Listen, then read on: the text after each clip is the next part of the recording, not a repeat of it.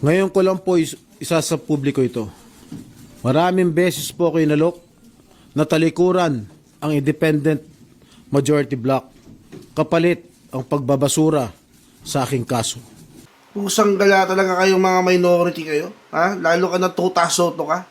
So ito mga bahay, panoorin po natin na nagpa-press po si Senator Jinggoy Estrada kaugnay nga po sa hinaharap po ng kaso na kung saan nga po siya po ay kusang loob na magpapa-aresto dito po sa NBI at CIDG.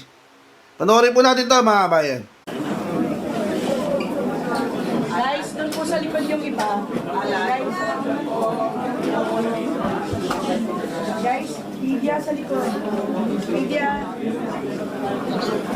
Pare sa likod na, please close the door. Please. Please close the door. Sarge. Kuya.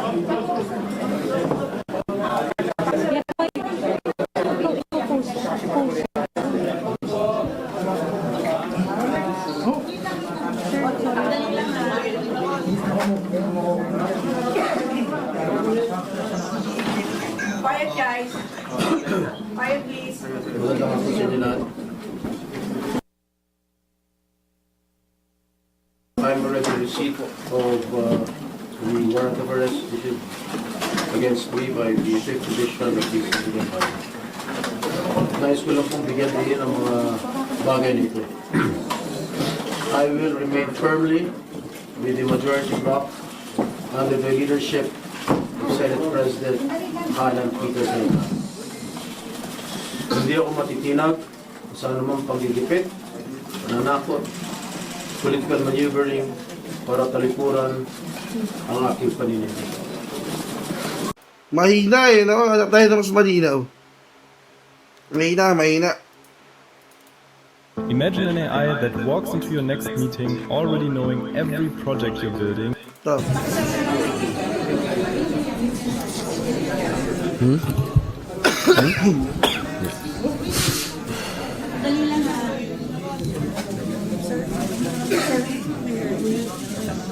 Okay. Quiet guys. Quiet please. Magandang hapon sa inyo lahat. I'm already receipt of the warrant of arrest issued against me by the 5th Division of the Sandigan Bayan. Nais ko lang pong bigyan din ng mga bagay na ito. I will remain firmly with the majority bloc under the leadership of Senate President Alan Peter Cayetano. Hindi ako matitinag sa anumang panggigipit, pananakot, political maneuvering para talikuran ang aking paninindigan. I will not yield to threats. I will not be intimidated. I will not be pressured into surrendering my independence of judgment. I am giving instructions to the Senate Secretary to put on hold my salary. Personal kong pasya ito upang ipakita sa sambayan ng Pilipino na wala akong intensyon makinabang sa pondo ng bayan habang nililinis ko ang aking pangalan. At higit sa lahat, hindi ako papasailalim ng kustodya ng Senado. I will not seek Senate custody. Hindi ko gagamitin ang Senado bilang panangga laban sa mga aligasyon sa akin. Nakahanda akong ipagtanggol ang aking sarili sa hukuman at hindi ako magtatago sa likod ng institusyong ito upang umiwas sa proseso. Ipagtatanggol ko hanggang sa huli ang aking sarili para patunayan na walang batayan ang mga paratang sa akin. Kalokohan ang lahat na ito. Mismo ang Senate Legislative Budget Research and Monitoring Office or yung LBRMO ang nagsabi sa ombudsman na wala silang anuman dokumento o record na nagpapakita na ako ay nagpasok ng anuman insertion sa 2025 national budget. Ang mahalagang impormasyon nito ay kinilala pa mismo ni dating Senate Blue Ribbon Chairman Senator Panfilo Lacson bilang isang makabuluhang ebidensya na sumasalungat sa mga alegasyong binabato laban sa akin. So how can the office of the Ombudsman file a plunder case against me when I am not even alleged to be part of or the mastermind of the supposed scheme? Wala po akong kinalaman dyan. Ngayon ko lang po isa sa publiko ito. Maraming beses po ako inalok na talikuran ang independent majority block kapalit ang pagbabasura sa aking kaso.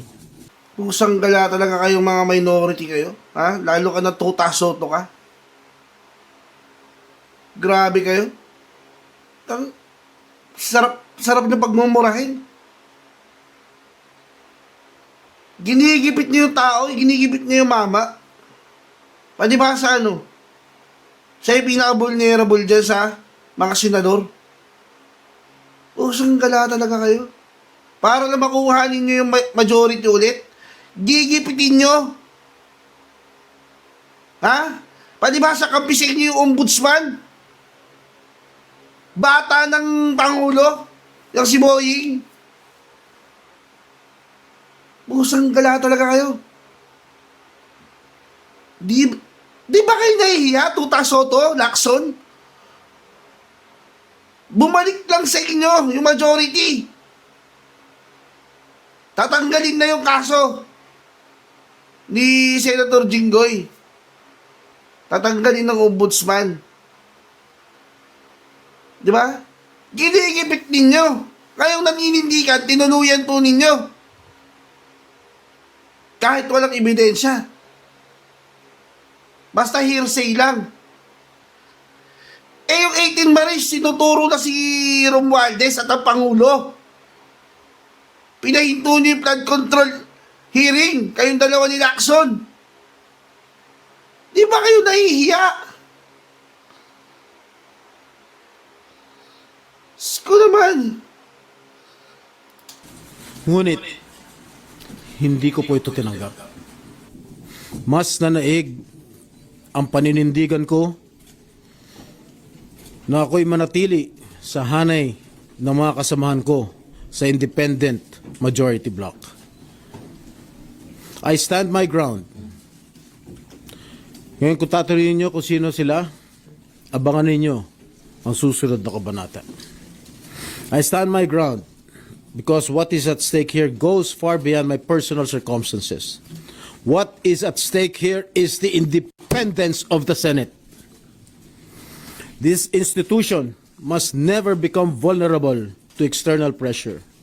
It must remain free from political coercion, free from undue influence, and free from any scheme designed to weaken its constitutional role as a co-equal and independent branch of government.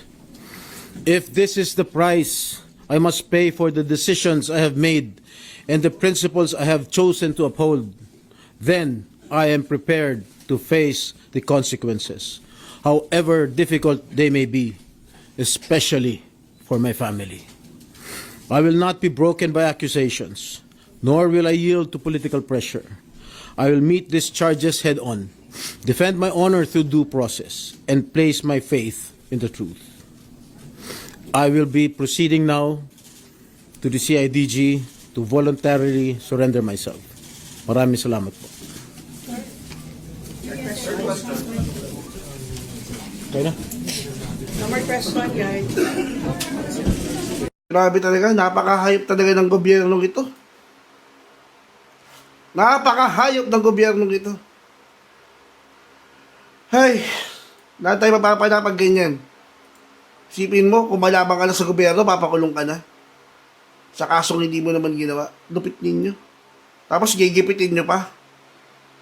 Para lang bumalik sa inyo yung majority. Matindi. Sa tingin nyo mga kabayan, sa tingin po ninyo, sino ang nasa likod ng lahat ng to? Pakicomment nga sa baba mga kabayan.